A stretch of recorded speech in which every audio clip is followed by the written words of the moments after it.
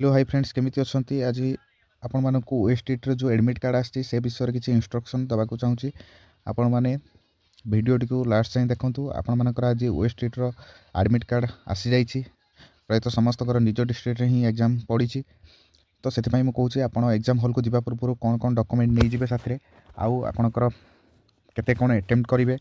आउ क्वालिफाइंग केमिति कोन करिवे से विषय रे मु टिके कहूची आपण तो सब जानिथिबे मु तथापि गोटे कहूची आपण को गोटे हिसाब रे आपण आराम से को ध्यान दिंतु जीवा पूर्व पान कार्ड किंबा भोटर आईडी कार्ड साथ नहीं जातु कि आधार कार्ड अच्छी जदि ब्लू पेन ब्लैक पेन जहाँ भी अच्छी सांगर नहीं जातु हॉल को जाई बसिबा परे आपनकर कंटेंट पेपर आराम से पूरा ओपन माइंडेड रे पढ़िबे बाइलिंगुअल तो थिबो इंग्लिश रे पढ़िबे इंग्लिश जदि न होची उड़िया रे पढ़िबे उड़िया रे पढ़ी के आराम से अटेम्प्ट करिवे कंटेंट पेपर को अधिक प्रायोरिटी दिंतु क्वालिफाइंग तो 53 जनरल टिके हेले टिके आउ टिके कष्ट हबो तो से आप आराम से पूरा भाभी चिंती की पूरा आंसर करूँ आराम से रिलैक्स है कि माने प्रेशर किसी माइंड को नबार ना आराम से क्वालिफाइंग हम कारण आग को बहुत गुड़ा पोस्ट आपको जहाँ भी हो ओएसटीटी क्वालिफाइंग करार अच्छी एथर तो से आउ जो 10 दिन रहा भलसे पूरा पढ़ापढ़ी करूँ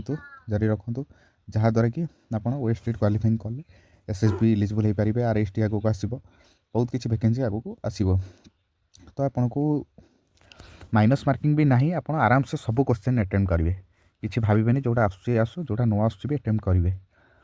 तो आपन को आगुरी एग्जाम आगुरी ऑल द बेस्ट पूरा आराम से प्रिपरेशन करूँ 10 दिन भितर पूरा चिंचतर धुआंधार पूरा करूँ।